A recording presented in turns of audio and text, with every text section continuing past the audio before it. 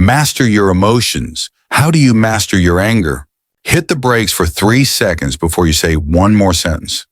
That could be the line between keeping a relationship and losing one. You do not need to control your feelings forever. You only need to control your reflexes for the first 10 seconds. I know the feeling of flaring up and then regretting it. Everyone has slipped like that. You are not alone. The sound of a spoon dropping onto a plate, the slam of a door, a long exhale from someone in the room. The little scene pops up and then the silence stretches. The cost is not just emotional. Days without talking, a chance to collaborate slips away.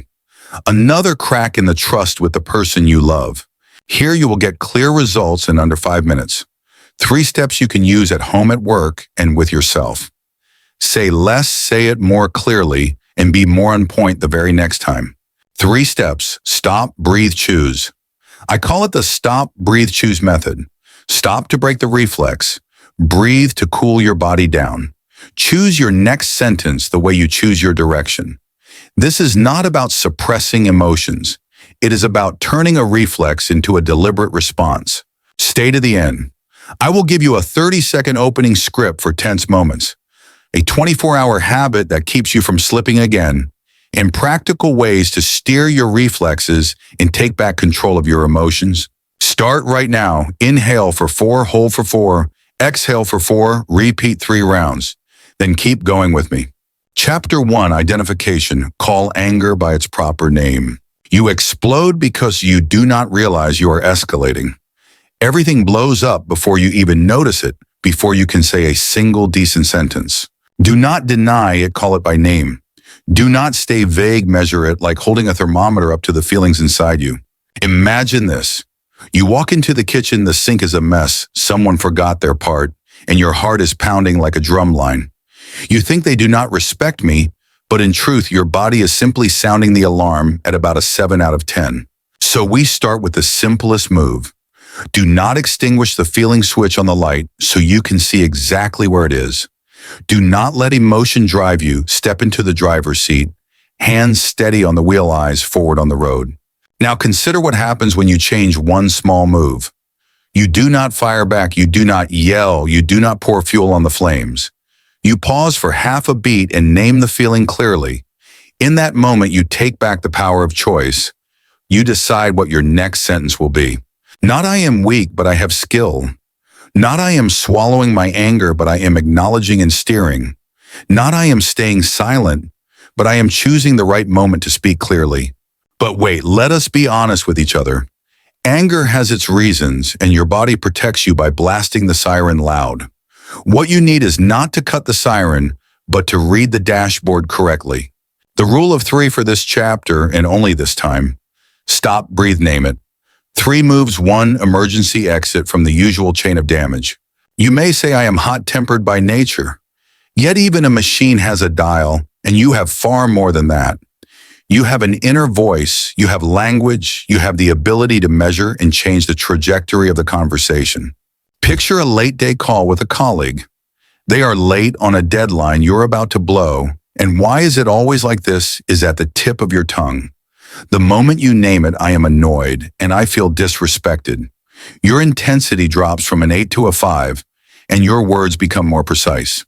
It is not about forcing yourself to not be angry. It is about giving anger a name, a number, and a place to stand. A name to understand it, a number to measure it, a place to set it down without throwing it at someone else. That is the discipline of a grown adult in the tightest situations. Today we will do 3 small things to pave the way for the bigger days ahead. You do not need to change your personality. You need to change the very first move. Right now you build the habit of identification before the old reflex can hit the button. Here is the guiding principle. Do not deny it, name it with a full sentence and without judgment. Do not be vague, measure it on a scale of 0 to 10 like an engineer reading pressure in a pipe. You may ask, do I really need to rate it with a number? The answer is yes, because the brain loves what is concrete and repeatable. A number slows you down by half a second, and that half second is enough for you to choose words that do not cause extra harm. Imagine you are driving in rush hour. The temperature light climbs. You do not smash the dashboard. You pull over and open the hood. With emotions, pulling over means naming and measuring, not pressing the gas harder. You are not delaying the conversation. You are standardizing it. You walk into a discussion like a skilled craft person, carrying a ruler, a pen, and a notebook. You do not swing a hammer at every problem. You use the right tool for the right job. Now imagine you repeat this for 7 days straight. Each day, 3 quick check-ins, 3 descriptive words, 1 sentence I am feeling, because, and you will learn your own precise emotional language. When you speak precisely, the listener feels safe, and the dialogue shifts from confrontation to cooperation. So before we move into concrete actions, anchor one belief. Not emotions control me, but I control how I respond to my emotions. This belief is the door handle your hand will find whenever you're about to blow. Picture yourself in front of the mirror at the end of the day. You ask, how many times did I name my feelings today? Whatever number appears, you smile because that is proof you are learning a new language that is your own. Why does naming matter so much? Because naming soothes the nervous system, like putting a label on a box instead of leaving everything jumbled together. A labeled box is easier to sort, easier to move, easier to open when needed, and easier to close when it is done. You may fear that others will take advantage of your softness, but naming is not softness, it is clarity. And clarity always travels with healthy boundaries. People who are unclear get pulled into someone else's game. People who are clear set the rhythm of the conversation. You do not need to be perfect. You need to be consistent with the first move. When you are consistent with the first move, the rest becomes half as heavy. When the rest becomes lighter, you can hear the message behind your own wall of anger. So, we move into action where everything becomes concrete and repeatable. The benefit of the next 3 steps is that you get an instant alignment kit for your day. You will see that anger has borders. It is no longer a nameless flood that crashes in whenever it wants. 3 concrete actions. Set 3 reminders for 9 in the morning, 2 in the afternoon, and 8 in the evening to check in with your emotions. Rate your anger from 0 to 10. Spend no more than 1 minute each time. Write 3 words that describe your current feelings, such as angry, irritated, or hurt, so you can tell the layers apart instead of lumping everything into angry. Add 1 line in your notes, I am feeling ishanarm, because maunriurn for no more than 2 minutes to turn vague energy into information you can work with. This is a small habit with serious power. 1 minute, 3 words, 1 sentence, everything under 5 minutes to put your hands back on the wheel. You are training yourself to respond on purpose, not to react on impulse like the old habit. Not I am no longer angry, but I know how angry I am and why. Not I am holding it in, but I acknowledge it so I can choose a more accurate way to speak. Not I swallow everything, but I name it. Then I state my needs clearly. Now consider how the conversation changes. When you say this, I am feeling irritated at a 6 because the sink is still full, and I feel neglected. That sentence does not attack, does not accuse. It shares inner facts and opens the door to solutions.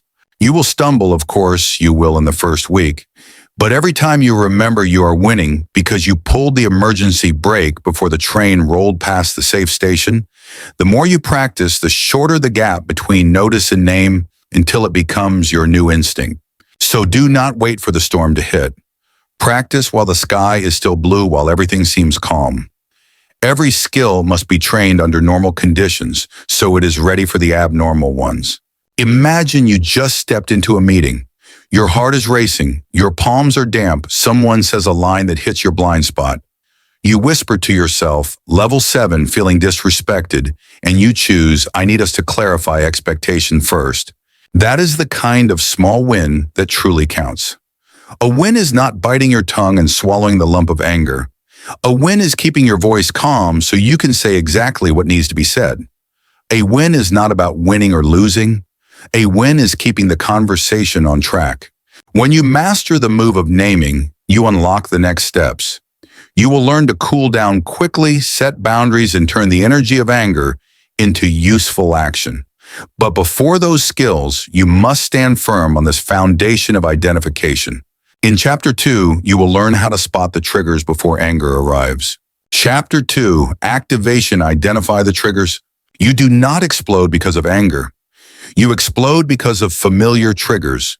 A familiar line, a glance, a text message. You have paid too high a price. A dinner ruined a workday, thrown off balance. Someone important takes a half step back because they are afraid. Today we change the rules of the game. Do not blame the trigger. Prepare an answer. Do not stay reactive. Anticipate and steer. Picture the conference room. Someone's voice rises half a tone. Your chest heats up, your throat tightens at once. You know you are about to raise your voice. You hear the internal siren. You feel your hand gripping tight without thinking. So, you need a map. Your own map of triggers. The tool that lets you catch them early and slow down. Do not try to remove every trigger. Label them so you can spot them early. With labels, you take back your choices. Now think about this. What repeated the most last week? Raised voices, late deadlines, being interrupted. You are not weak because you have triggers. You are strong when you detect them early. Strength is preparing before go time. But hold on, there is more. You often assign bad intentions to other people. She looks down on me. They are pushing me on purpose. It is not that people are always bad. Your brain is trying to protect you. It inflates the risk so you will defend yourself. Let us adjust the lens right now. From assumptions to concrete facts. From reflex to deliberate response. Imagine your kitchen. The sink is a mess after a long day. You read it as no respect for me. Change the line in your head. I am triggered by clutter. I need order to settle. Not you always do this, but I need a clear table tonight. Specific words, no blame, a path to cooperation. You may ask this. What if they keep interrupting? The answer is to prepare a short response. One sentence, one gesture, one breath. That is your rescue trio. Enough to keep the pace and save face for everyone. You do not put out every spark. You put out the familiar spark. Right place, right time, right method. Why write it down in advance? Because under stress, the brain goes blank. You forget the very thing you meant to say. The card is your external memory. It holds your words in a storm. It keeps you from burning bridges. Picture your phone. Before each meeting, you open your notes. You skim 3 lines of if, then. You walk into the room less on edge. You know which response will come out. You know your voice will settle. Do not wait for the world to change its tone. Change how you answer first. The initiative is in your hands. Now consider this example. You are speaking and someone cuts in. Electricity shoots down your spine, your neck goes rigid. You do not hit back right away. You name the trigger in your mind. Being interrupted is my trigger. Then you run the answer. Raise your hand, look to the moderator, speak slowly. Give me 20 seconds to finish my point. You do not shout to seize space. You request space respectfully. You keep your breath and your focus. Do not wait for people to be perfect. Make your words precise. Precision is both shield and bridge. Imagine the grocery store. The clerk is curt and does not make eye contact. Heat rises because you feel looked down on. Try the response you prepared. I am in a hurry today. Please point me to it quickly. Low voice, short sentence, clear goal. You protect your energy for the day. You keep your plan on track. You leave without carrying the fire with you. But hold on, some days you will slip. You forget the card, you say too much. You regret it after 3 minutes of silence. Do not call that a failure. Call it data for adjustment. Update the card with a tighter line. Every day you refine one line. Every day you reduce one blowup. Every day you get closer to the version you want. You will notice something interesting. Triggers are not many. They only change outfits and settings. So peel off the outer layer. Name the core trigger accurately. You will see the same ones repeating. Now we move into action. The benefit is a tool you can use right away. You can set it up in 5 minutes. First, make a list. In 5 minutes, write your top 5 triggers. Raised voices, late deadlines, being interrupted. Add 2 more that you often face. A dry okay text late at night. A meeting time change at the last minute that knocks your day off. Next, create your if, then NOS card. If I am interrupted, then raise my hand and ask for 20 seconds. If voices rise, then lower my volume and slow my pace. If the deadline slips, then restate the commitment. Ask for a new time and break the work into 3 parts. Write short, specific lines that let you act immediately. Finally, build the habit of opening the card. Before each meeting, 1 minute is enough. Open your notes, read it out loud once, and go in. You have just put on armor that is light but sturdy. You lower the chance of impulsive reactions. You protect your credibility. Do not wait for confidence to appear. Create confidence by preparing. Confidence is the result of a short script. Now picture the end of the day. You review one situation where you slipped. You add one improved line. You repeat the process quietly. No show, no praise needed, but you see the graph of your anger sloping downward. You hear the early bell. That bell is a safety signal. You smile and choose the line you already wrote.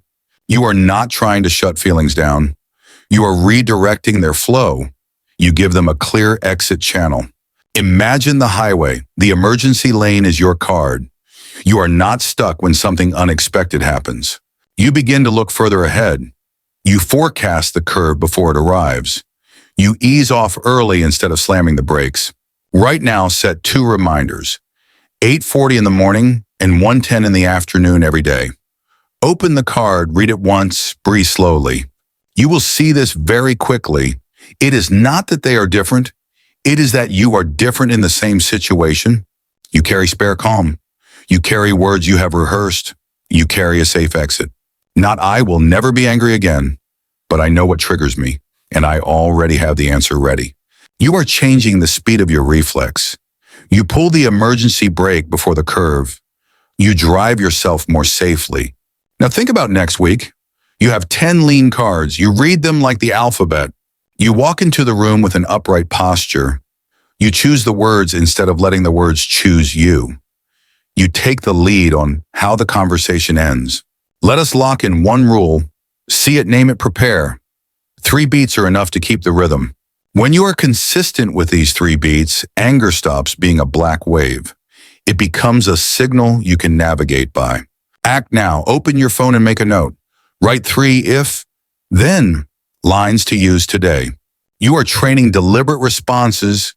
You are protecting important relationships. You are rebuilding trust in yourself. Tomorrow you repeat it calmly. You only need 5 minutes to review. You add 1 line and remove 1 line. You have stepped through a new doorway. It is not that others are less aggressive. It is that you have more options. The next chapter is the body and your biological rhythms.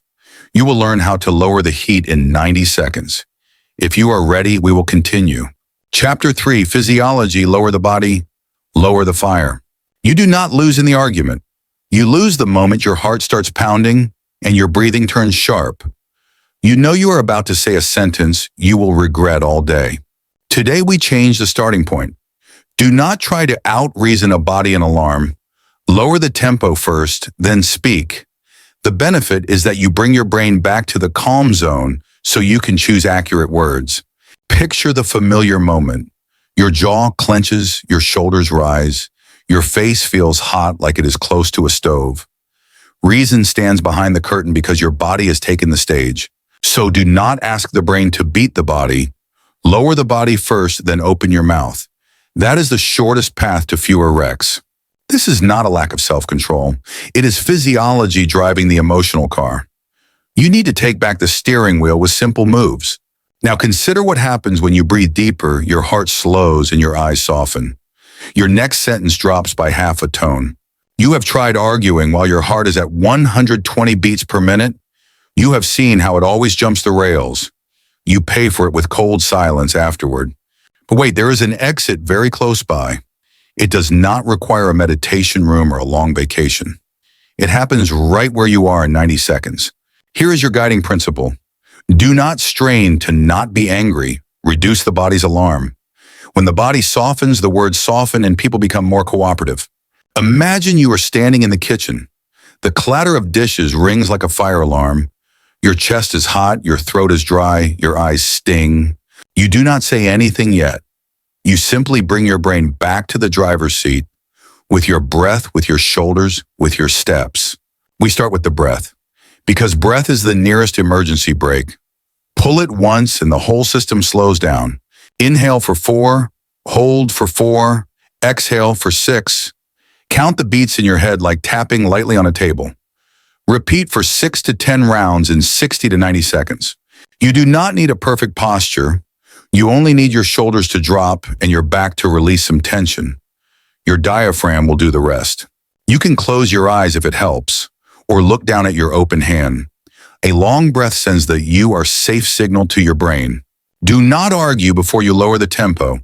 At that point, the brain only hunts for evidence to win. It is not seeking truth, it is seeking trophies. Now we move to the face and shoulders. A clenched jaw is a second alarm bell. It drags your voice higher and sharpens your words. Drop your shoulders, relax your jaw, open your hands.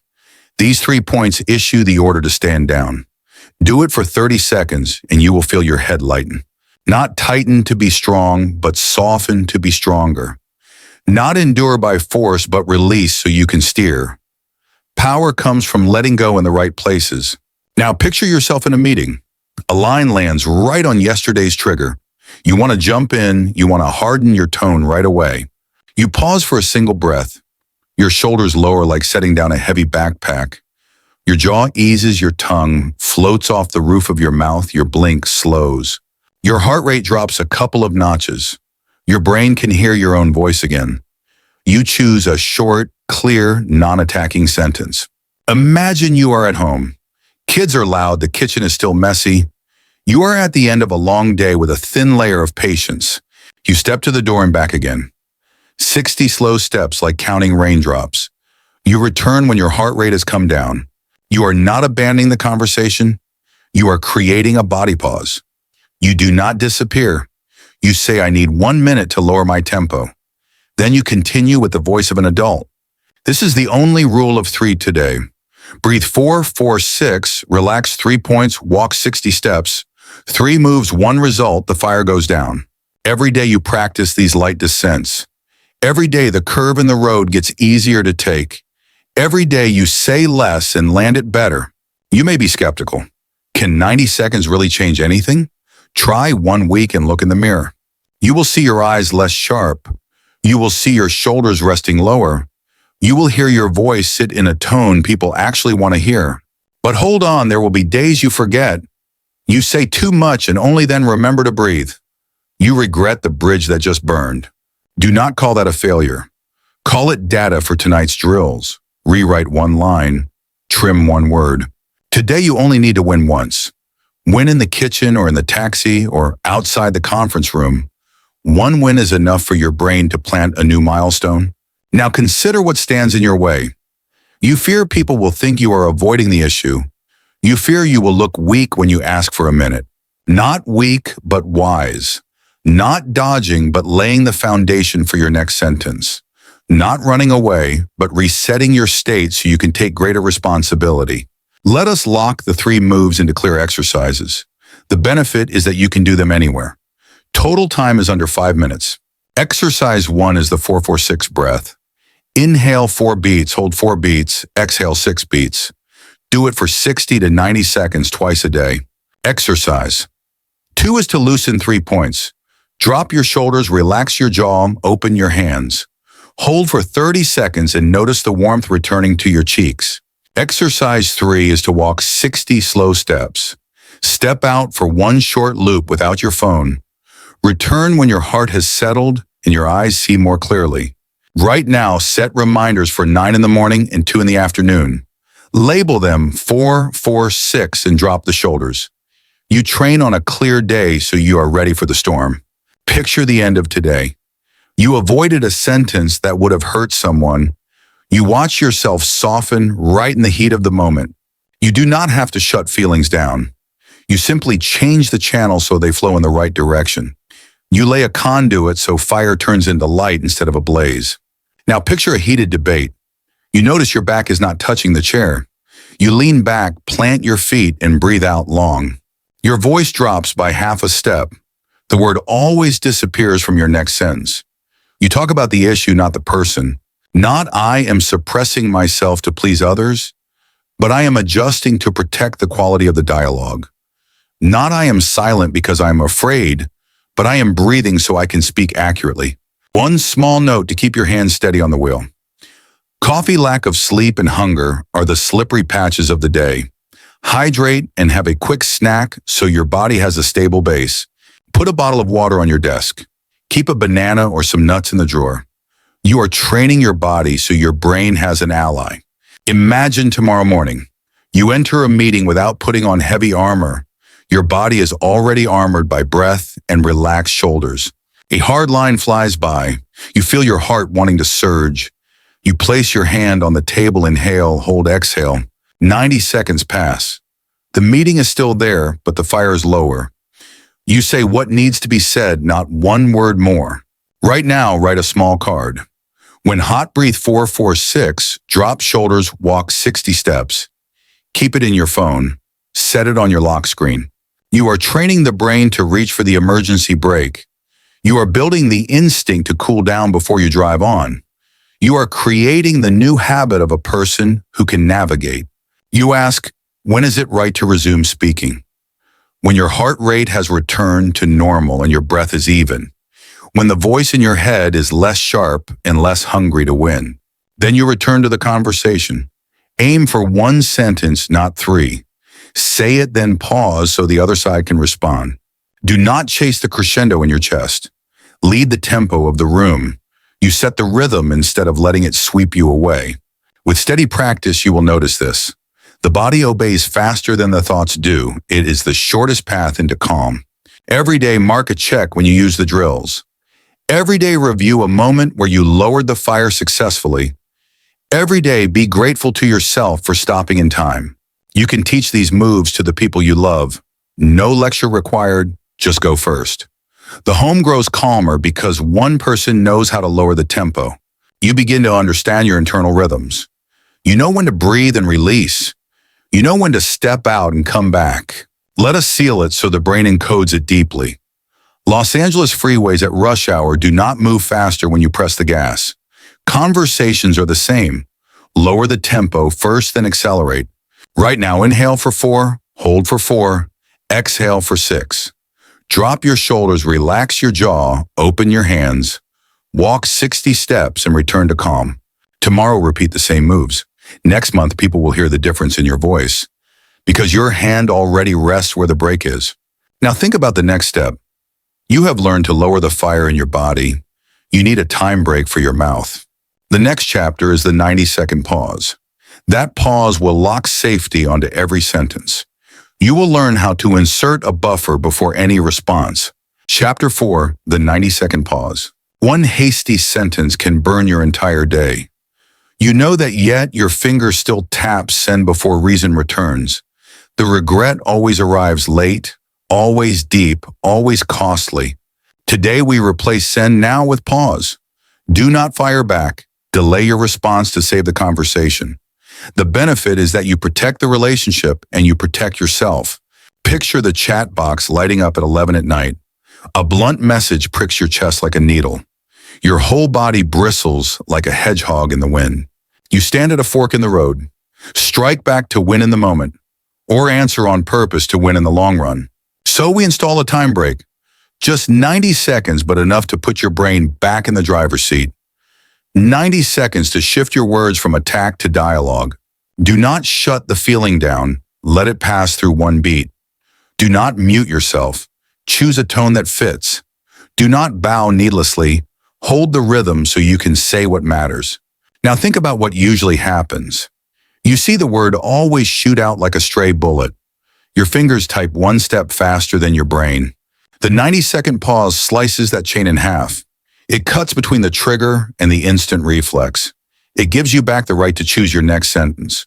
But wait, you may think slow means I lose. The truth is slow by one beat and you win on quality. Slow by one beat and the other person stays to hear you out. Picture yourself typing a reply. Your heart is pounding, words are pouring like a waterfall. Each sentence is fuel on an open flame. You stop and look to the corner of the screen. You tap the timer and set 90 seconds. You place the phone face down and keep your eyes on a single point. A long breath drops into your belly. That hot forehead cools. Your prefrontal cortex snaps on like a light switch. Do not fire back, delay your response. That is the new rule of the game that gives you the advantage. You bring the dialogue onto the field of adulthood. Why 90 seconds and not 5 minutes? Because 90 seconds is short enough to tolerate and long enough for your nervous system to leave alarm mode. You are not abandoning the conversation. You are creating a buffer for your words. You keep yourself from throwing bricks at the very bridge you are standing on. Picture tomorrow morning's meeting. A snide line the same as last week. The whole room waits to see whether you will blow. You do not blow. You glance at the edge of the table and count from 1 to 33 rounds in a row. You keep your eyes on one point like a mast in the waves. As you count, your breath evens out. As you count the words, you all always disappear. As you count, the issue returns to center and the person exits the eye of the storm. You are not walking away forever. You are stepping back half a step. You are not losing face. You are saving face for your next line. That is self-respect made visible through technique. Now picture a hard email, a long subject, vague body, and exclamation mark at the end. You know the fuse is sitting in your inbox. You open a fresh draft. You type everything you want to throw. Then you delete it all at once, like taking out the trash. You write exactly one clear sentence. One sentence about the issue and your request. One sentence that lets the work continue, not a sentence that starts a war. Do not repress to please, design for effectiveness. Do not play nice to fake it, be clear like a professional. Do not win this minute, win at the outcome. So let us compress this into a super lean process. You can do it anywhere in under 5 minutes. You can do it right after this chapter. Picture 3 steps like 3 switches. Stop the hands, stop the eyes, start the timer. Count, slow breathe, even rewrite one sentence. This is the only rule of 3 today. The brain remembers best in 3s, and a voice engine will naturally emphasize these 3 beats. You may ask, what if someone pressures me to answer now? You still keep your 90 seconds. You say, I will respond after 1.5 minutes so I can be clear. That line is not avoidance. It is a clear agreement to protect the conversation. It is how you keep quality rather than protect your pride. But wait, there is a common trap. You think I already paused, I will just send. You cut it down to 20 seconds and everything shatters again. Keep the full 90 seconds. Respect the number you set. It is the safety frame you built. Now think about the kitchen. Voices rise, dishes clatter, and a child is crying. You want to shoot back enough already. You do not shoot. You look at the light on the refrigerator, count from 1 to 33 rounds. You pour water sips slowly, then say one sentence. I am tired tonight and I need 5 minutes of quiet so I can clear the kitchen. That sentence does not accuse anyone. That sentence invites cooperation and protects the evening. You see, the pause does not make you weak. It gives you posture. It gives you choice. So go to 3 specific actions right now.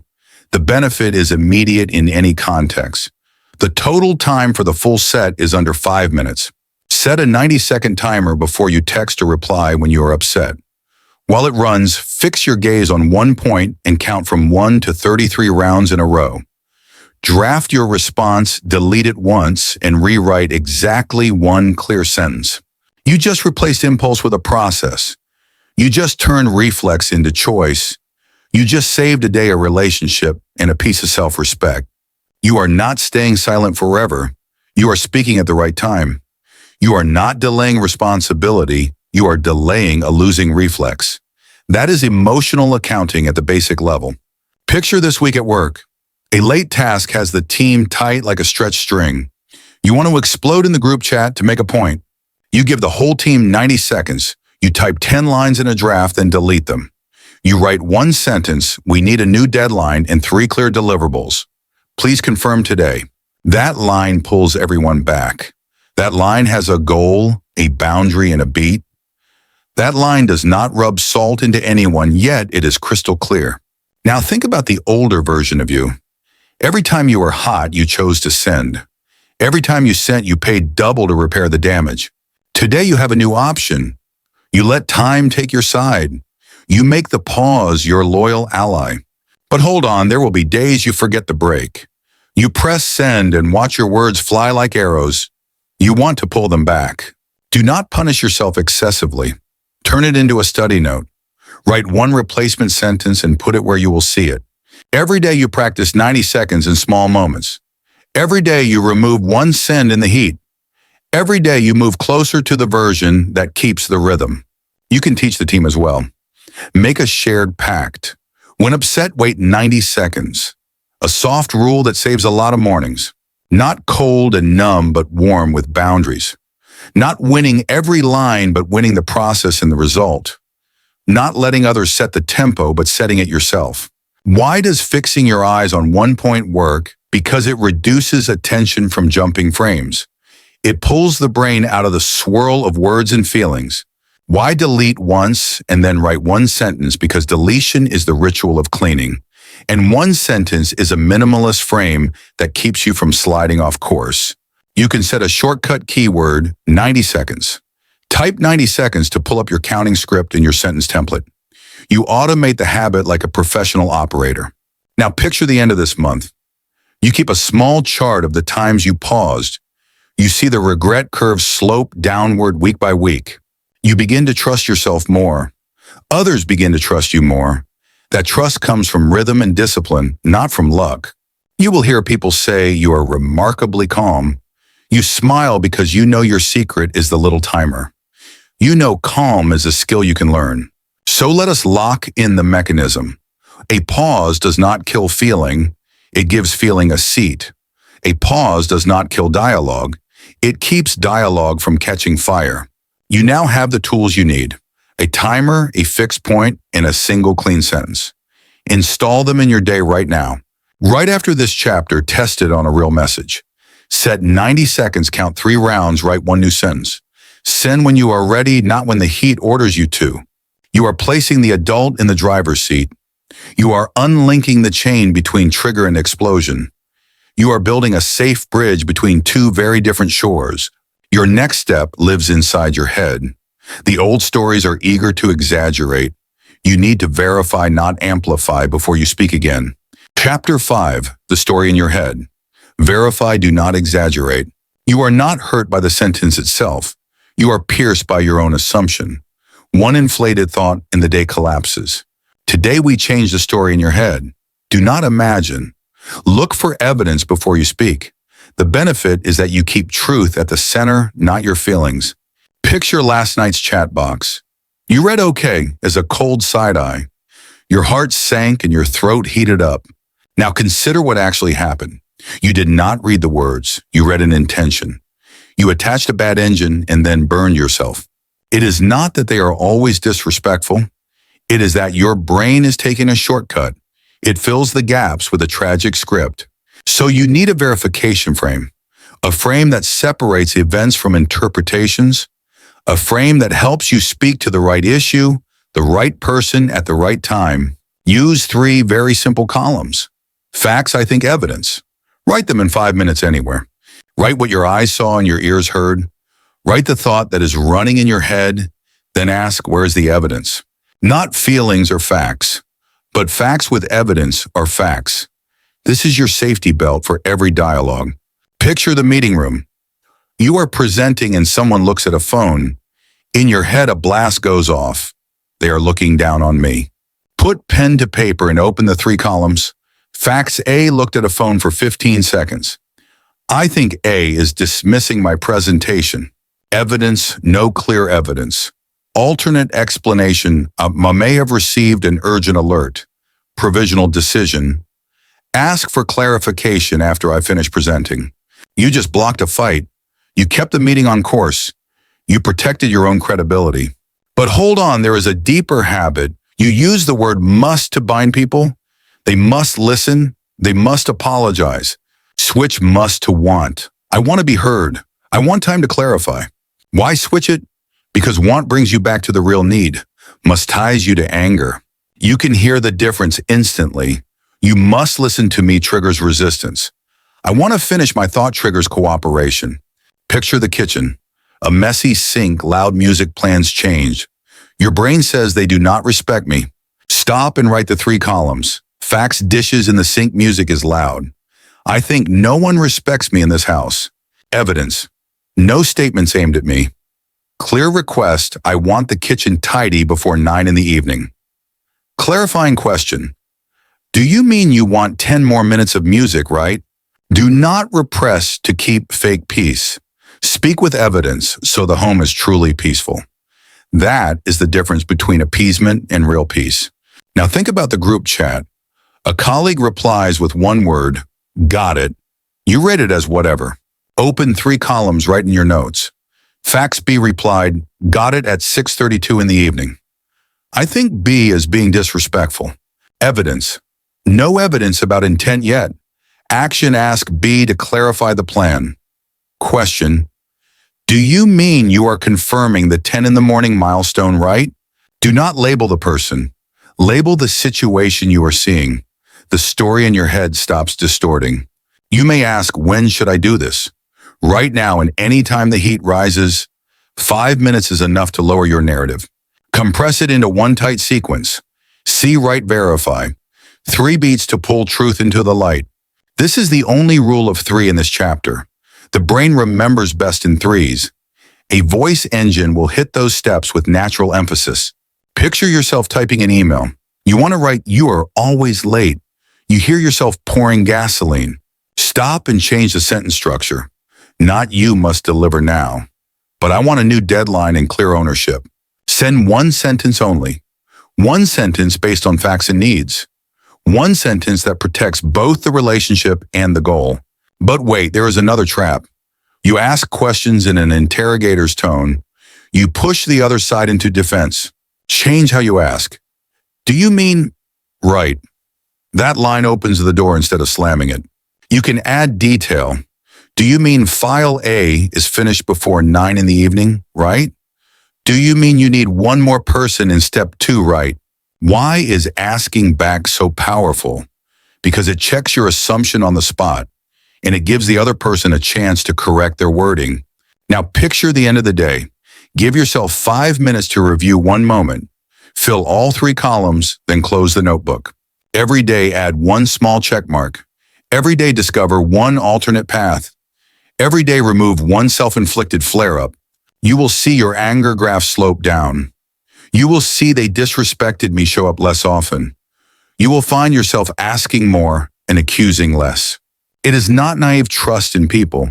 It is discipline in service of truth. You do not let imagination grab the wheel. Picture a harder case. A manager says, this did not meet expectations. Your brain screams, I am worthless. Pull out the 3-column frame at once. Facts manager said, did not meet expectations about key performance indicator X. I think I am being judged as a total failure. Evidence feedback is about key performance indicator X, not my identity. Clarifying question. Do you mean key performance indicator X is short by 10%, right? Need I want a clear path to make up the gap within 2 weeks?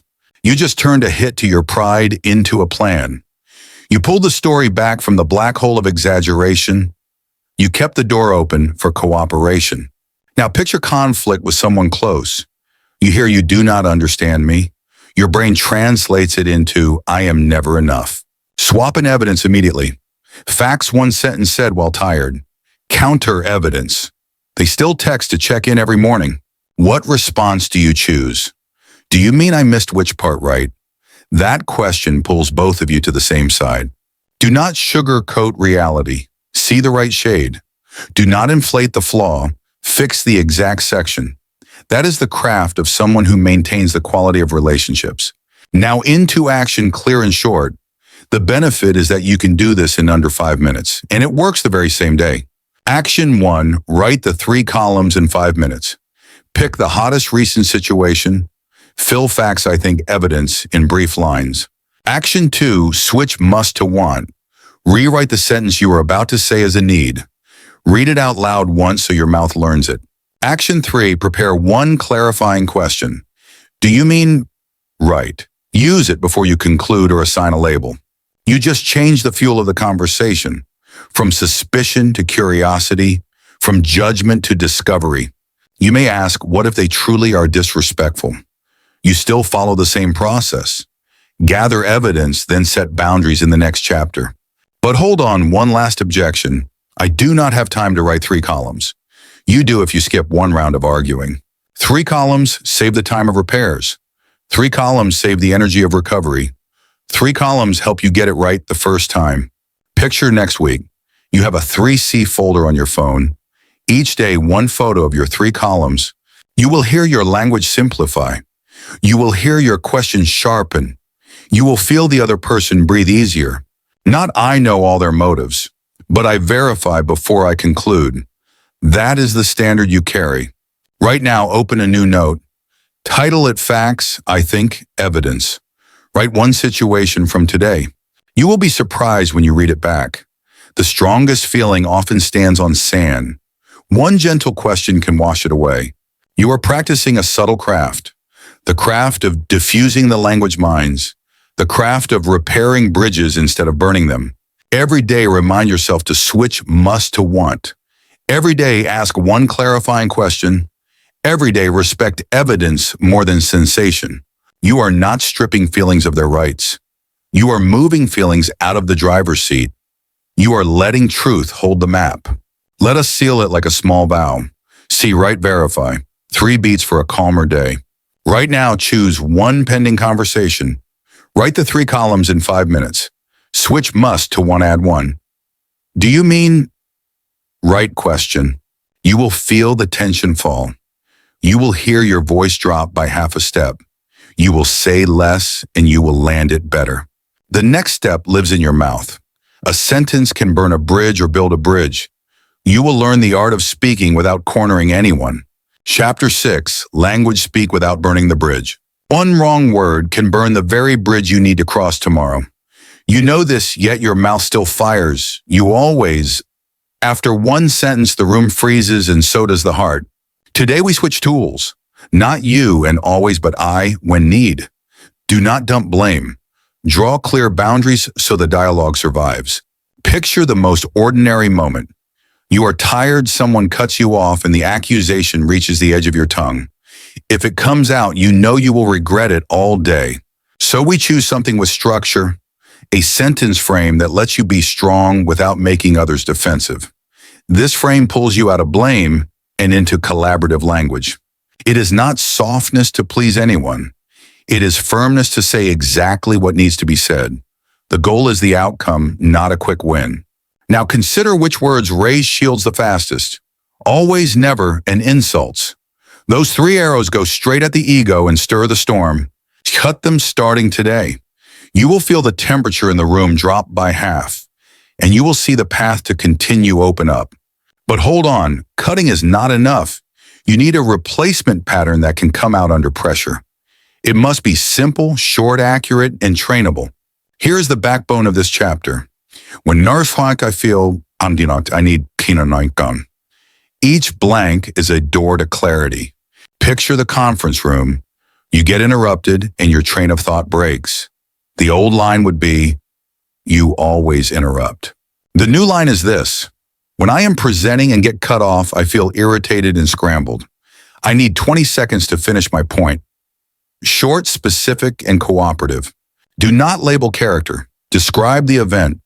Do not guess motives. Tell the true feeling. Do not throw responsibility away. Make a clear behavioral request. Now picture the kitchen.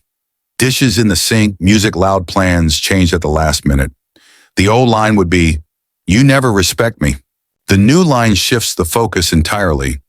When the kitchen is messy late at night, I feel overloaded. I need the table clear before 9 in the evening so I can slow down. You are not burning a bridge. You are painting the lane lines. Picture the work group chat. The deadline slips, someone replies with a single got it. The old line would bombard you people, always ignore the work. The new line anchors everyone to the goal. When a milestone moves, I worry the key performance indicator will slip. I need a new deadline and 3 clear deliverables confirmed today. You tie the rope to the shared objective, not to wounded pride. Using I does not mean you are losing. It means you are winning through responsibility. You set the tempo instead of letting the tempo carry you away. Why does the I when need pattern work? because it shifts the field from attack to information, because the listener's brain lowers its guard when it is not being labeled. You can hear it in the tone. The old sentence curves upward on you and always. The new sentence runs straight and slow landing, cleanly on I need. Now consider what blocks you most. Pressure makes sentences longer and sharper.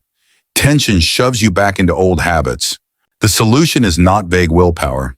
The solution is to train your mouth on a ready pattern. Under stress, your hand will reach for the reflex you have rehearsed.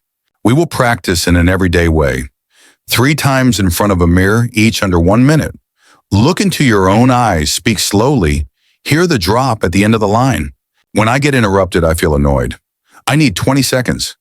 When an email arrives without a timeline, I feel concerned. I need a clear deadline. When the schedule changes at the last minute, I feel scrambled. I need earlier notice. What do you notice? Each line holds one main idea. One breath is enough to say it all. Do not circle around. Go straight with facts. Do not corner. Leave the door open for a response. That is professional and kind. But wait, there is a small trap. You tack on a sarcastic okay or right at the end. The entire structure collapses at once. Keep the sentence neutral and specific. Keep the pitch low and the tempo slow. Keep your eyes on the goal, not on the person. Picture a tougher case. Someone says, you only think about yourself. You feel the rush and the heat in your throat. The old line would snap, you are the one who does that. The new line is a short bridge. When I hear that, I feel labeled. I need to state what I will do. You decline the invitation to fight. You steer the talk toward actions that can be done. You give the other person a place to step back without losing face. Now consider how to close a heated exchange. We often slam the door shut. There is a door that closes softly. Let us continue in 10 minutes. That line is not avoidance and not escape. That line inserts a pause so both brains can cool. Do not rush to win in 30 seconds. Win through the quality of the next 15 minutes. Do not add another cut. Apply the right bandage. Here is a point to remember deeply. Language does more than carry information. Language shapes relationships and identity. Who you are is read through the sentences you choose. Short or long, clear or vague, collaborative or blaming. The listener reads your character through your rhythm and your words. So let us pack this into a process. The benefit is that you can do it today. A full practice loop takes under 5 minutes. Action 1, rehearse the I message pattern in the mirror 3 times. Keep the structure. When a marauder, hanak I feel, done. I need, ganam. Speak slowly and land on. I need so your brain learns the exit. Action 2, cut 3 trigger words from your vocabulary. Always, never, and insults. Write them on paper, cross them out, and tape the sheet beside your desk.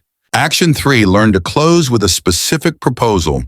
Let us continue in 10 minutes, or at 3 in the afternoon today. Let us block 10 minutes to settle this.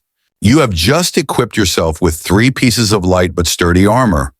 You reduce the chance of an explosion. You increase understanding and effectiveness. This is the only rule of 3 in the chapter.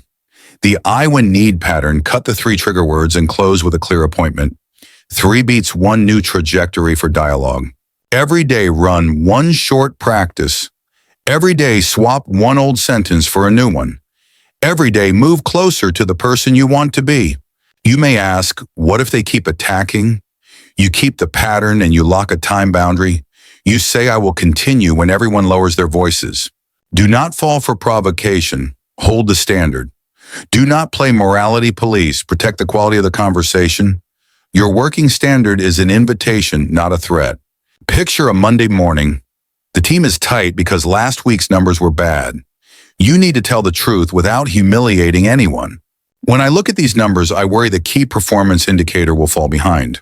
I need 3 corrective actions today. That sentence puts the work on the table, not the person on trial. That sentence helps the whole room see the way out. Now picture the end of the day at home. A child spills milk and you are about to shout. You remember to anchor the line with when. When milk spills in the living room, I feel tired and it gets messier. I need you to grab a towel and we will clean it together. You teach through action and language. The home learns a new rhythm from your voice. You are not rigid like a robot. You are clear like a responsible adult. Clarity is kindness at a fast speed. But hold on, there will be slips. You blurred. You really are such a... You see the other person's eyes go dark. Do not sentence yourself for the whole day. Repair with the very next line. I went too far. I want to say it correctly. You pull the bridge back before it burns through. You show that you are not perfect, but you know how to fix it. That is the strength of adulthood. Now consider what you want people to remember about you. A person who fires indictments or a person who lays down bridge sentences. You choose that with the sentence you speak today. Right now, open a note on your phone. Write 3 iMessage templates for your 3 common situations. Title it, When I Need, so your fingers find it fast. Right now, tape a small sheet that reads, Cut always, never, insults beside your screen. Each time you're about to type, look once and change the wording. You will hear the emergency brake click softly in your head. Right now, add 1 closing line to your toolkit. Let us continue in 10 minutes. Make it your default line when things heat up. You are building a mini culture around you, a culture of short, clear, responsible sentences, a culture of someone who does not burn bridges to prove a point. Today, you only need to use the pattern correctly once. Once in the conference room or in the kitchen or in a chat. One time is enough for your brain to mark the new path. Tomorrow, repeat it gently. You remove 1 always. You add 1 well-placed I need. You will see faces that used to be defensive. Their shoulders drop when they hear the sentence you chose. They begin to talk about the work instead of protecting the ego. You start standing steady in the center of the room. Your voice sits lower, your tempo slows, yet your presence carries far more weight. So let us seal it in 3 lines so the brain remembers. Speak with events, not labels. Speak with true feelings, not indictments. Speak with specific requests, not vague wishes. You now have a compact formula. You now have exercises you can start right away. You now have a way of speaking that saves bridges and saves days. The next step is to build guardrails for overload. You need to stop early so you do not explode. That is the skill of healthy boundaries in the next chapter. Chapter 7, Boundaries. Stop early so you do not explode. You do not explode because of 1 sentence. You explode because you have swallowed too much before it. A small spark hits the gasoline you have stored up all week. Today we change the survival strategy. Do not stay silent until you break. Signal early so things stay safe. You stop at the right moment to save the conversation and your self-respect. Picture an ordinary evening. You are tired, the kitchen is still messy, the music is still loud. You say it is fine 3 times and then finally shout. That blow-up is not about tonight. It is about a whole week without boundaries. It is about not installing a brake before you're feeling speed downhill. So practice setting the brake early. State your standard the moment the heat rises. Agree on a timeout before conflict shows up. You are not weak when you ask for a pause. You are taking responsibility for the quality of the dialogue. You choose the timing of speech instead of letting reflex choose for you. Now consider what pushes you past your limit. Voices overlapping, a heart rate climbing, someone's tone hardening, and words sharpening. When all 3 signs appear, stop early. Say 1 boundary line short, clear, and calm. That line is the safety belt for both sides. I will continue when both of us lower our voices. Say it slowly and fix your eyes on a single point. You hold the rhythm and the room will settle with you. Do not threaten to walk out. State the standard. Not be quiet, but when we lower our voices, we will continue. Language shifts from attack to operations. Picture a Monday morning meeting. Bad numbers, tight schedules, everyone tense. You hear your own urge to cut in and correct people. You block yourself with a prepared boundary. I need lower voices so we can hear each other. Let us drop by 1 tone and then continue. That line does not shame anyone, but it lays down a clear track. You are not a strict teacher. You are the tempo setter who gets everyone through. You keep the bigger goal above the momentary sting. But hold on, boundaries must be agreed upon when the sky is clear. Do not wait for the storm to start planting posts. In calm times, people readily agree to a soft rule. Sit down with the people at home. Agree on a 10-minute pause when things heat up. Agree on the signal, the place, and the time to return. You can use a hand signal, an open palm pointing to the watch. Everyone understands it is a safety break, not avoidance. Not swallow it to keep the peace, but time out so we can show up better. Not flee the conversation, but prepare the conditions for conversation. You teach home safety like a fire prevention rule. Picture a busy evening. Homework unfinished, a pot boiling on the stove. The other person talking fast and loud. You feel the hot wave rising. You speak the boundary you have memorized. We will pause for 10 minutes, lower the tempo, and then lock the plan. You step away with proper etiquette. No door slamming, no glaring, no parting shot. You walk the hallway for 3 minutes, breathe evenly, and drop your shoulders. 3 minutes is enough for the heart to settle.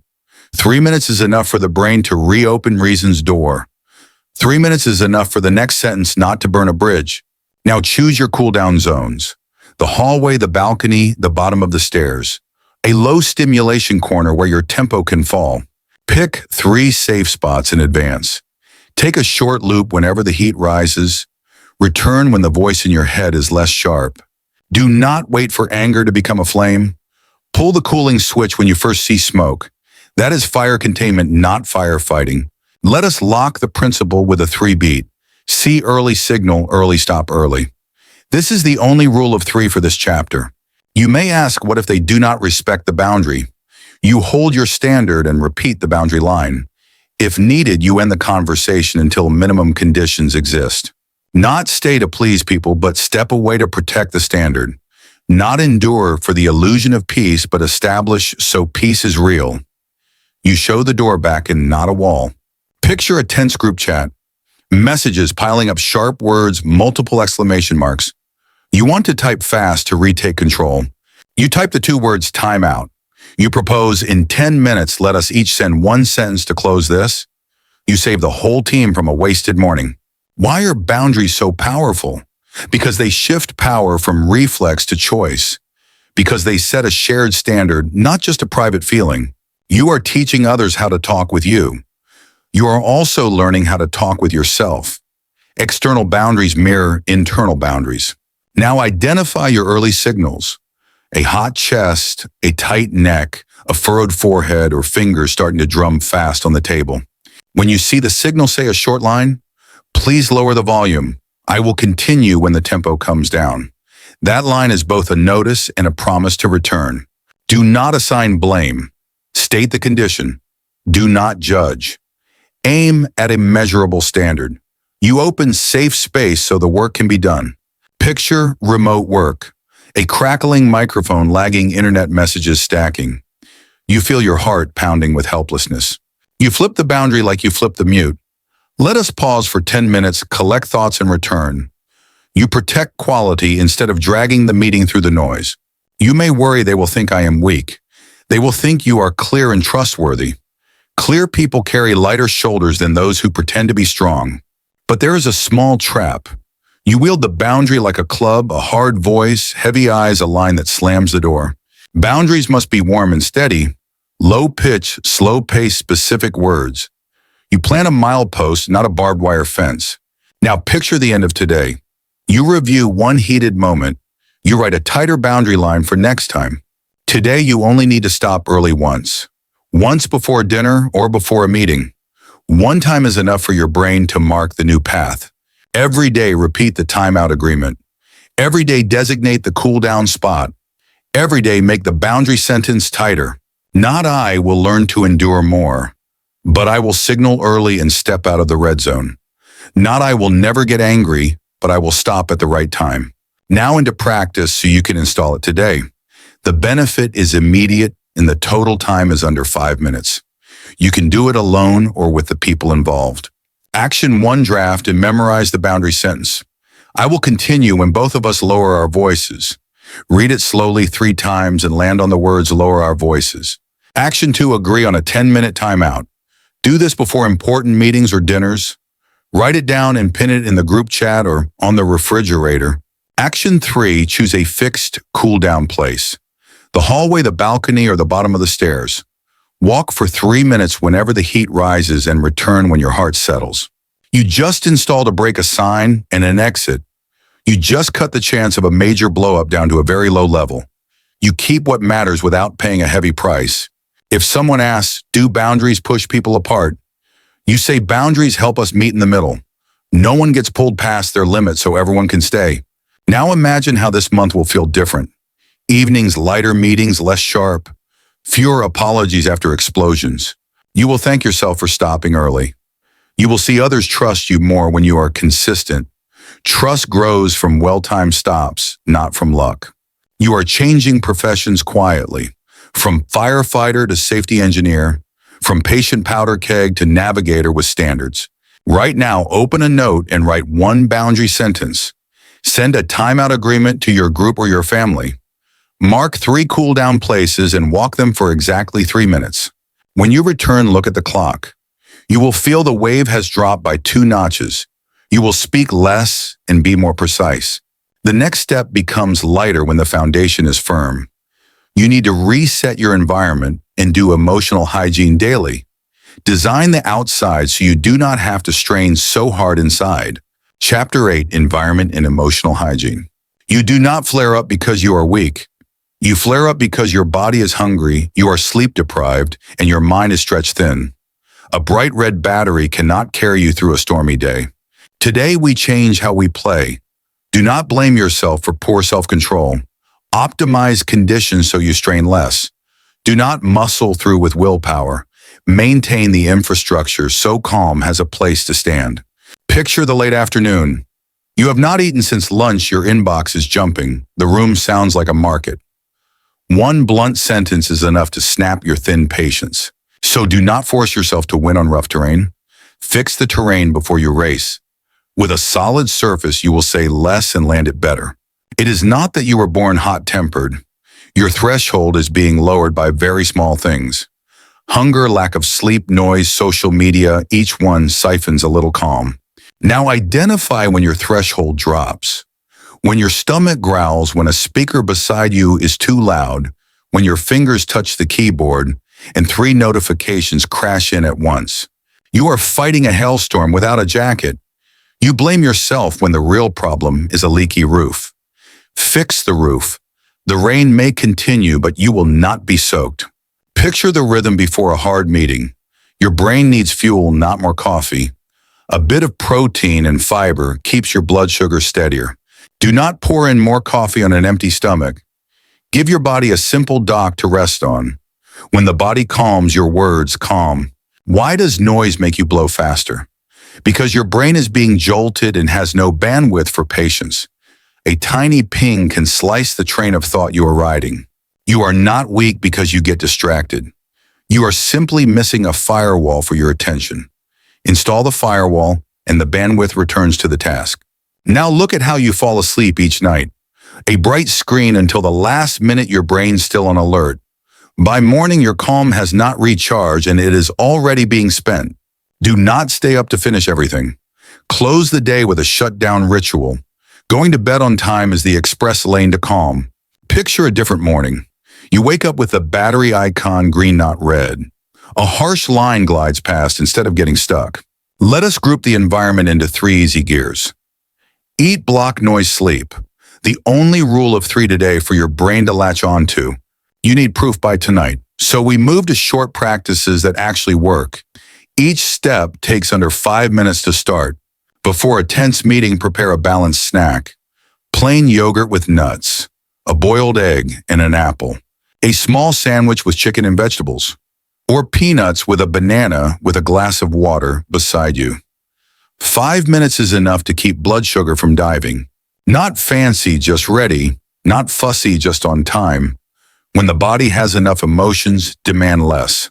Next, block notifications for 60 minutes when you need focus. Silence chat apps and let only your calendar and true emergencies come through. Place your phone face down with the screen turned away. You are renting back some quiet. You are buying 60 minutes without jolts. Those 60 minutes pay dividends in a much easier conversation later. But wait, you worry. What if someone truly needs me? Keep one emergency channel open and close the rest. One door for firefighters is enough. You do not need to remove every wall. Now set the evening anchor. Choose a fixed bedtime. Turn off screens 30 minutes before sleep so your brain has time to cool. Swap the screen for a gentle activity. Read 10 pages of a paper book, stretch your shoulders, write 3 lines of gratitude. Warm light and long breaths tell your body night has arrived. Do not judge yourself for being tired. Oil the engine. Tomorrow changes when you close the stage properly tonight. Picture a noisy dinner. You are about to snap because someone spills a glass of water. But because you snacked and shut the pings, your brain has room to breathe. You grab a towel and speak slowly. You do not dump a pile of sharp words. One small action keeps the home at peace. Now consider your desk. Tangled cables, old cups, sticky notes everywhere. Each item drains a unit of attention. You do not need to become an extreme minimalist. Clear 3 obvious things in 3 minutes. The surface appears and your brain sees a path. You can assemble a calm tray, a water bottle, a small snack, noise-canceling headphones, a little card that reads, breathe 446 for 60 seconds. When you see the tray, you remember you are operating a system. You are not just enduring, you are designing. Design beats willpower for most of the day. Picture the ping of social media. 1 quick scroll takes 3 minutes. 10 scrolls and half an hour is gone. You are not banning yourself forever. You are giving it a specific time window. With a frame, the wave cannot sweep you away. So set a 15-minute entertainment window. After dinner or after you close your work. Enter and exit on time the way you would step into a store. Not I must be better so I do not get distracted, but I rearrange things so distraction has fewer doors. Not I am weak because I need conditions, but I am professional because I optimize conditions. Now think about your commute. Which kind of music soothes you? Does a podcast or quiet bring you back to neutral? Pick a steady playlist. You arrive with a gentler heart rate. Even your morning greeting drops by half a tone. Picture midday. Your body shows the battery bar in red. You usually power through with a 3rd coffee. Today, change it a bit. Drink water, eat a handful of nuts, and walk 60 slow steps. Those 3 minutes buy you 30 minutes of calm. You fear that will waste time. You are forgetting the cost of repairing 1 sentence set in heat. 3 minutes are cheaper than 3 hours of damage control. Now look at who shapes your environment. Noisy teammates or back-to-back meetings. You have the right to propose a work frame. Set a quiet hour for the group. For example, 9 to 11 in the morning, no pings about small items. At 11:15, hold a quick 10-minute huddle to lock the day's tasks. Do not impose. Make an agreement. Not a command, but a shared standard. The team is protected and each person strains less. Picture a weekend dinner. You promise yourself not to bring your phone to the table. You listen to the story instead of scrolling. A quiet dinner is a full battery.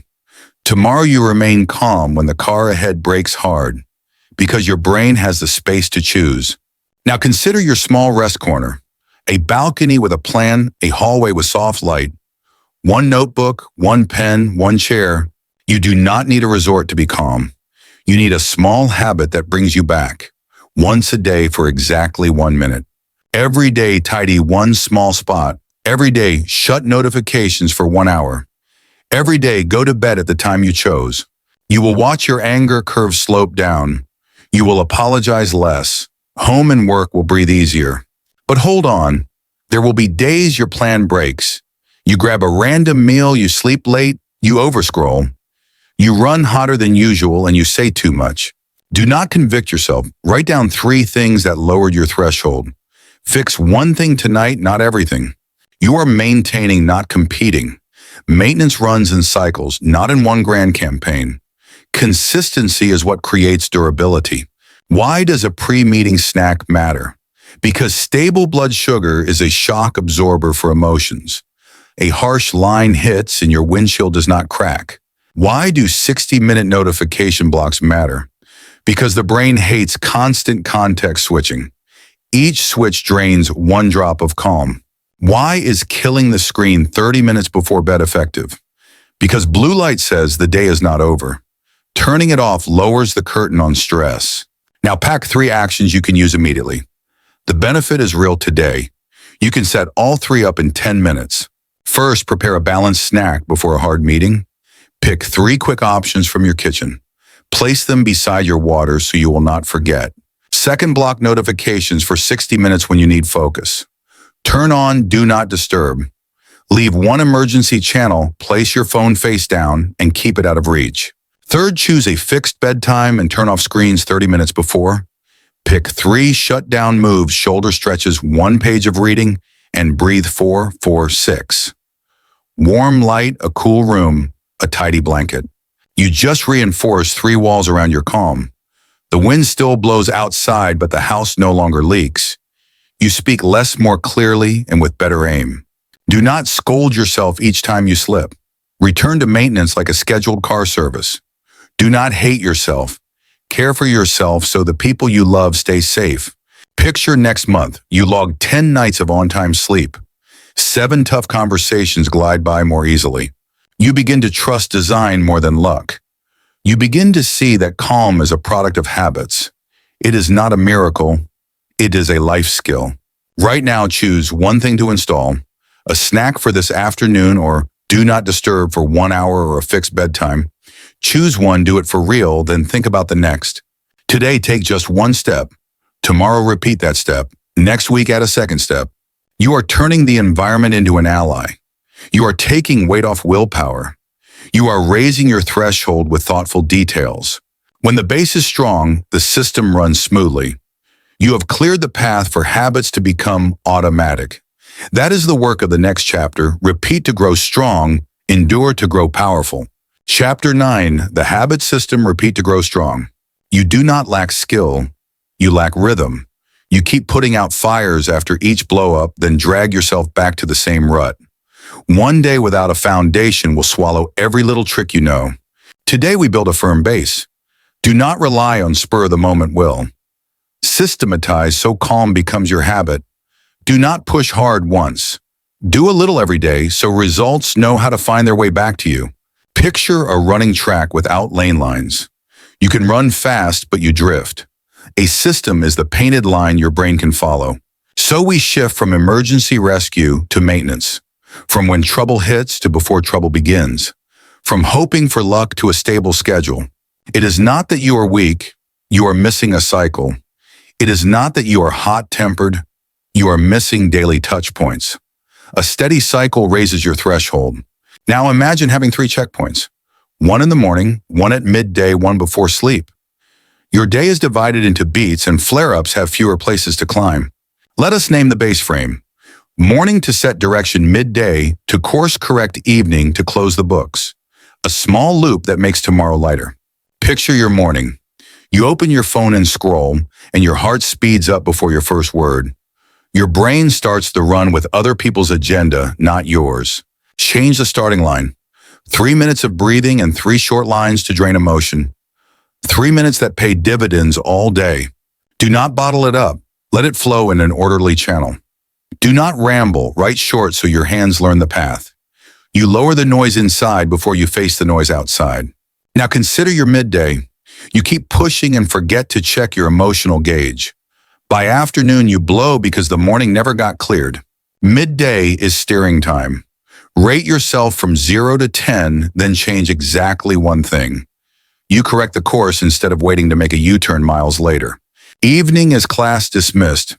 5 minutes of light review to let your brain close the loop. Name 1 good choice, 1 lesson, and 1 thank you. Not a fussy ritual, a minimalist service. Not try to be clever, but steady and clear. Steady makes it durable. Clear makes it easy. Pack it into a single rule of 3. Morning, midday, evening. 3 markers, 1 rhythm, and a steady hand on the wheel. Picture a quiet morning. You sit upright and fix your eyes on 1 point. Inhale for 4, hold for 4. Exhale for 6 for 1 minute. Next, write 3 short lines. I am feeling action because ashimakun. Today I choose 1 priority. And if I get interrupted, I will ask for 20 seconds. 3 lines, 1 page, your hand warming up to a clear rhythm. You just cleared the path for your mouth and your mind. No poetry needed, only truth. Not long, but well placed.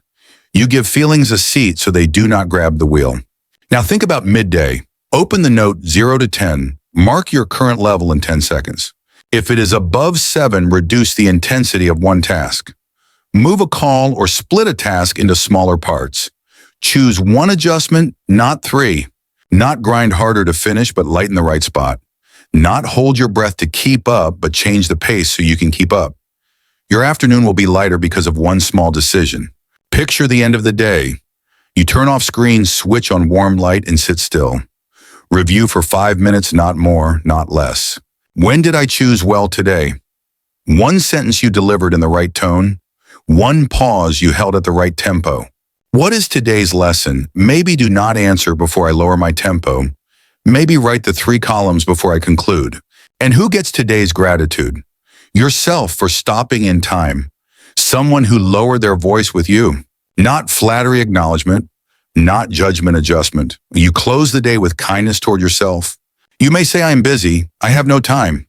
3 minutes in the morning, 1 minute at midday, 5 minutes at night.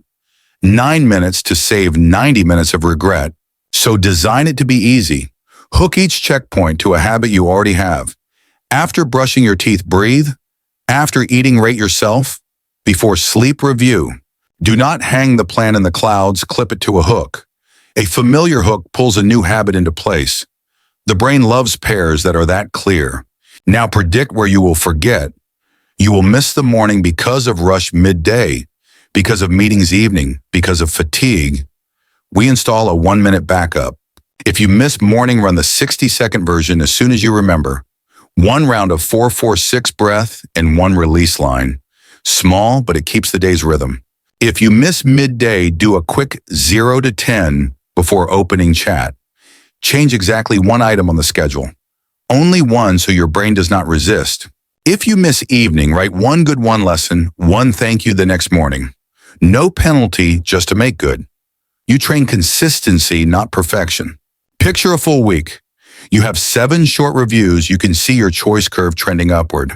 Every day you tick 1 tiny box. Every day you recall 1 time you lowered the fire. Every day you apologize less. You do not change your personality overnight. You change your trajectory by an increment the size of a 40th of an inch, which is about 1 millimeter. That small step today compounds toward about 3 feet in a month, which is about 1 meter. Now decide what you want from a system. Less impulsivity, more calm. Fewer patches, more progress. A system does not take freedom away. It gives you freedom from old reflexes.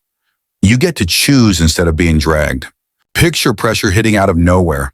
A sharp email stacked meetings, a loved one exhausted. You still have a rhythm to hold on to. Morning you set direction. Midday you corrected course. Evening you closed the books and forgave yourself. It is not lucky that you are calm. You have a base, so you are calm. The base manufactures luck in a very practical way. Invite your team to join. The whole group rates 0 to 10 at 2 in the afternoon. In the last 10 minutes of the day, everyone writes 1 good 1 lesson, 1 thank you. The group feels less scattered because there is a shared beat. A shared beat grows a culture of fewer words, better aim. Work arrives on schedule and people are less exhausted. But wait, there is a small trap. You turn the system into a stick to beat yourself. You blame yourself every time you miss a beat. The system is a rail, not a court. It supports, it does not convict. You return to rhythm. You do not have to atone. What tools do you actually need? 1 note, 1 timer, 1 pen.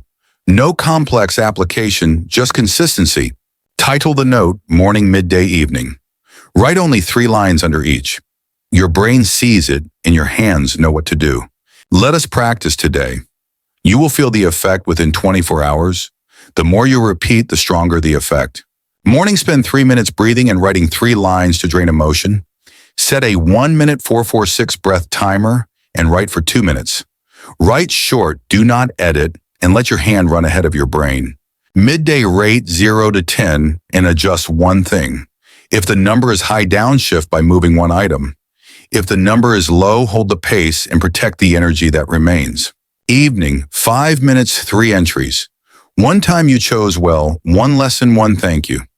Read it once in silence and close the notebook so your brain seals the loop. You just created a maintenance cycle. Emotions get rinsed on a daily schedule. Energy gets replenished at the right times.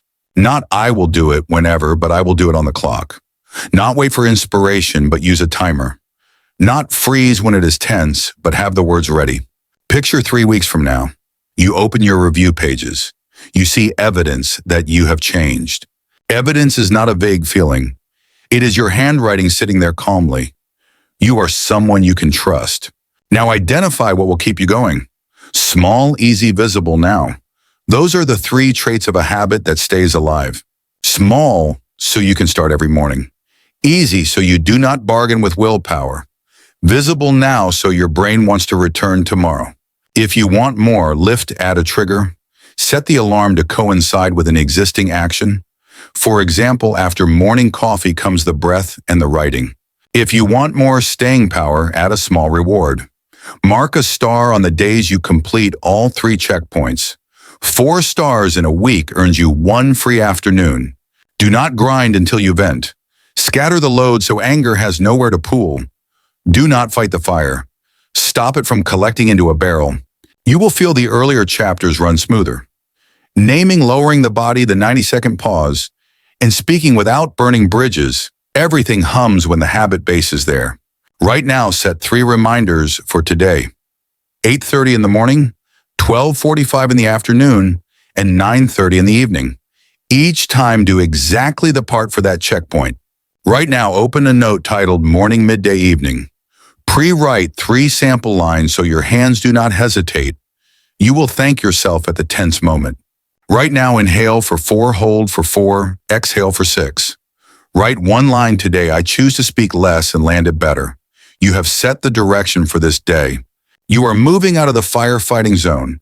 You are entering the maintenance zone. You are becoming the engineer of your own emotions. The next step is to anchor your new identity. You will call yourself by your true name in the storm. You are a navigator, not a victim. Chapter 10, Identity and Results. I am a navigator, not a victim. You are not stuck in anger. You are stuck in the label you gave yourself. If I am hot-tempered, then what has kept you in place? Today you change the label and change your life. Not a victim, but the person who chooses the response. Your hands are on the wheel, not on the back seat. Picture this morning. You snapped just because a door slammed. 3 hours later, the guilt was still sitting in your chest. You called yourself, I am hot-tempered. That label locks the door on change. That label feeds the old loop. Do not slap on a label. Redefine. Do not retell the old story. Write the new one. A new identity pulls new habits toward you. So we start with the line you say. The line you say to the mirror every morning. Short enough to remember. Strong enough to believe. I navigate my emotions. I choose my answer. Say it slowly. Look straight at yourself. Breathe out long. You sign a new contract with yourself. It is not an empty chant. It is a boot command for your operating system. This command puts the control back in your hands. Now consider what changes when you call yourself a navigator. The brain starts looking for proof that matches the identity. You will stop earlier. You will lower your voice faster. You will send the short, clear, purposeful line. But wait, a new identity needs evidence. The evidence must live in ordinary days, not only in your pep talks. Build a very simple chain, a calendar streak of no blowups, 1 visible check mark for each day. Why mark it? Because your eyes need to see progress. Because a long streak pulls you forward. Not to show off to anyone. To trust yourself. Trust built on numbers and small check marks. Picture a monthly wall calendar. The first 4 check marks are scattered. Then the second row begins to connect. You will not want to break the chain. The brain hates to lose an upward streak. You keep the streak with 1 small decision. Now add what makes it durable. A light accountability partner. A second pair of eyes to hold the mirror. Choose a trustworthy friend. Report each evening with 1 short message. 2 minutes is enough to close the day. Tonight I stopped in time in the kitchen. Today's lesson is to count to 30 before speaking. Thank you to A for lowering their voice with me. Not performance transparency. Not control support. You turn personal change into a collaborative rhythm. Picture a tired night. You want to delete the day. You are about to blow at the last minute. A 2-minute message pulls you back. You review the line you chose well. You mark the check and sleep lighter. Why is identity so powerful? Because behavior is the shadow of identity. The shadow always follows the person in front. Where you stand, the shadow stands. What you call yourself, your behavior will follow. Identity is the longest lever. Not I try to be calm when I have time, but I am a navigator present wherever I am. Not I will act when I feel fine, but I act in order to feel fine. Now listen to the old identity. I am hot-tempered, so people should avoid me. That line isolates you and chills the home. Switch the script now. I am a navigator, so people can stay. That line invites cooperation. Picture the conference room. A snide line hits you right in the heart. The old identity would throw it back. The new identity does something else. You tell yourself, I choose the answer. You lower your voice and put the work back on the table. When a milestone moves, I worry the key performance indicator will slip. I need a new deadline. That sentence carries, I not you. That sentence fits the craft of a navigator. It is not that you never feel anger. It is that anger does not drive you. You drive the way you respond. But wait, there will be days you slip. You throw a line that goes too far. You see the other person's eyes go dark. Do not return to the old label. Repair with the very next sentence. I went too far. I want to say it correctly. You just protected the new identity. You proved you take responsibility. You gave the other person a reason to stay. Now picture another morning. You read your declaration and pin it to the calendar. You hear your voice drop by half a step. The whole day follows that rhythm. The rhythm of someone who looks past a single line. The rhythm of someone who chooses outcomes over momentary satisfaction. Wrap it into one trio. The declaration, the checkmark chain, and a companion. The only rule of 3 in this chapter. Why does this trio work? Because it touches the head, the eyes, and the heart. It turns intention into visible tracks. You may ask, what if my friend is busy? Replace them with a voice note to yourself. Send it to your future self for 30 seconds. Or choose another person after a week. What matters is consistency, not a perfect human by your side. Picture the emotional highway. Your declaration is the speed limit sign. Your checkmark chain is the dashboard camera. Your companion is the co-driver. 3 layers of safety for one journey. You arrive with the car intact. You do not deny your past. You write the next chapter consciously. You repair yesterday with today's action. Now decide what to remove. The line, I am just like this, must come down. It is not beautiful and it is not true. Put the new line on the wall. I navigate my emotions. I choose my answer. Place it where your eyes will see it twice a day. You will hear people say you were remarkably calm today. You smile because you know the secret is practice. Not luck, consistency, not inborn a system. Results are the outcome of identity. Picture the next month. Your calendar fills with check marks. Even the broken days grow gentler. You learn to reconnect the streak softly. You do not punish, you return. You keep rhythm with kindness toward yourself. Why do check marks have power? Because they are snapshots of progress. Pictures convince the brain more than speeches do. Why do companions matter? Because one witness detoxes loneliness. Loneliness is fertile soil for explosions. Now to practice. The benefit starts today. Setup time is under 5 minutes. Action 1, write your identity declaration. I navigate my emotions. I choose my answer. Read it each morning in the mirror. Breathe out and nod. Action 2, create a daily checkmark streak. Set a reminder called no blowups for 9:30 in the evening. Mark a check if you kept the rhythm. Mark a dot if you missed. Action 3, choose a companion. Agree to a 2-minute nightly message. Send one good choice, one lesson, one thank you. You just planted 3 pillars for identity. One looks inward, one looks at the calendar, one looks at each other. The wind may shift, but the bridge holds. Not I will fix this once and be done, but I will live this identity every day. Not I hope others change, but I change to set the pace. Picture your kitchen tonight. You hear the clatter of dishes. You feel your heart rate wanting to climb. You touch your declaration. You speak briefly and clearly. You set a boundary without burning a bridge. The day moves differently, not because there are fewer storms, but because you know how to sail in a storm. Now decide the results you want. A calmer home, a smoother team, a lighter heart. You will measure by the number of checkmark days in the month. You will measure by the number of times you speak less and land it better. You will measure by the number of times you return right on time. Measure by outcomes, not by flashes of feeling. But wait, some will doubt. What good is a slogan? You smile and point to the calendar. You do not argue belief. You prove it with your way of living, with small check marks that are real. Every day you say the declaration once. Every day you mark a check if you kept the rhythm. Every day you send 2 minutes to your companion. You will watch the old loop fall away. You will watch the new loop grow. This loop waters calm the way water feeds roots. If the streak breaks for 3 days, do not tear the calendar down and quit. Start a new checkmark today. Not perfection sustainment. Not invincible persistent. Persistence beats impulse by the math of everyday life. Picture 40 days from now. You open the first card of notes. You read, "I choose my answer" in a deeper voice. You find yourself standing in a different place. You speak about the work, not about the person. You keep rhythm even when it rains. Now choose what you will teach your children. Do not teach, do not be angry. Teach when you are angry, choose how to answer. Do not teach, be quiet, so it ends. Teach, stop, breathe, then say what matters. Children will follow your identity. Seal the chapter with one declaration. You are not a victim of triggers. You are the navigator between trigger and answer. Today, write your declaration.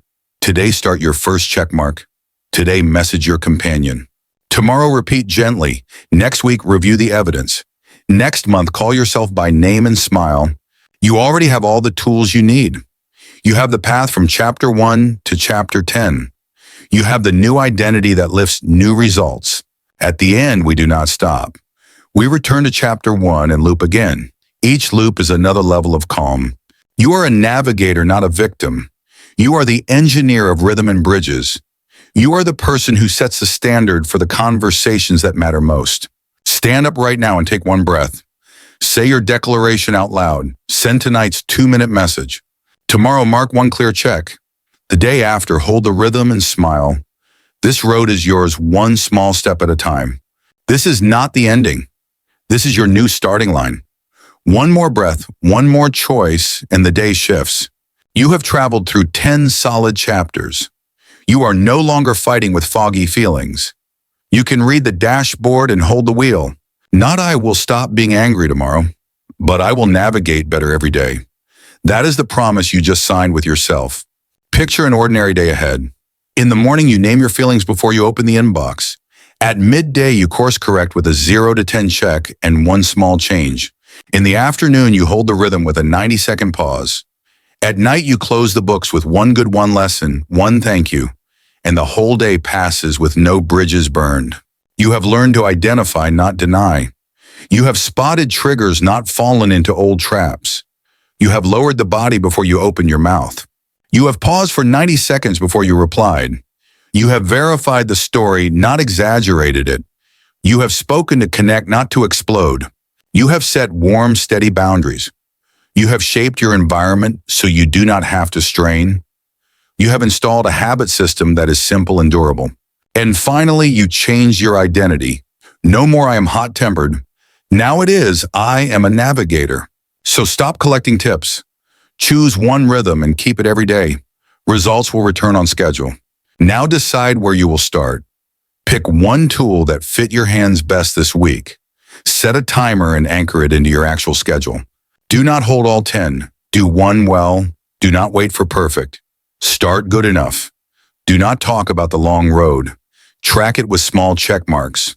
The rule of 3 to start a new loop. See early, stop early, speak clearly. 3 beats 1 rail, 1 day with fewer collisions. But wait, there will be days you slip.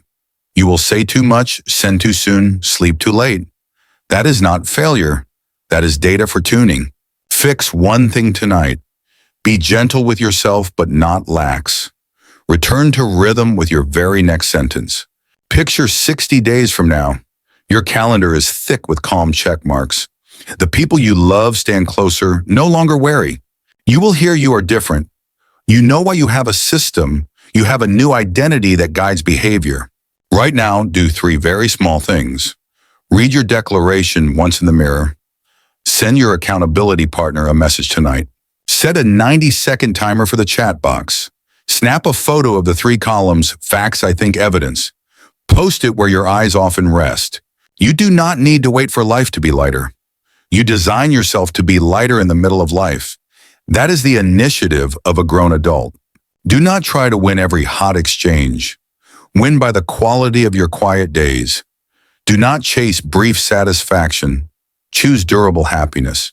Today, share this guide with someone who needs it. You hand them a safety brake. You give yourself a partner for the long road.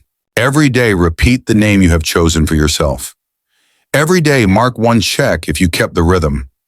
Every day, go a little softer on small mistakes and a little firmer on discipline. Now decide what you want people to remember about you. Someone impulsive and quick-tongued, or someone who says less lands it better and walks far with others. You already have a roadmap as clear as light. Just take steady steps, not giant ones. Steady makes it durable. Durable is how you win. When this video ends, do not end the habit. Set the alarm, open your note, write the first line. This tiny ignition will pull the whole day back on track. If a stormy day rolls in, you already have a raincoat and emergency lane and clear signs. You will pass through without losing yourself. Thank you for completing the journey. Thank you for choosing dialogue over confrontation. Thank you for helping the people you love stay safer. See you in the next loop. Return to chapter 1 when you need fresh fuel. Each loop adds a new level of calm. You know the closing line. Whisper it in your head, then say it out loud. Live to the rhythm of that line starting today.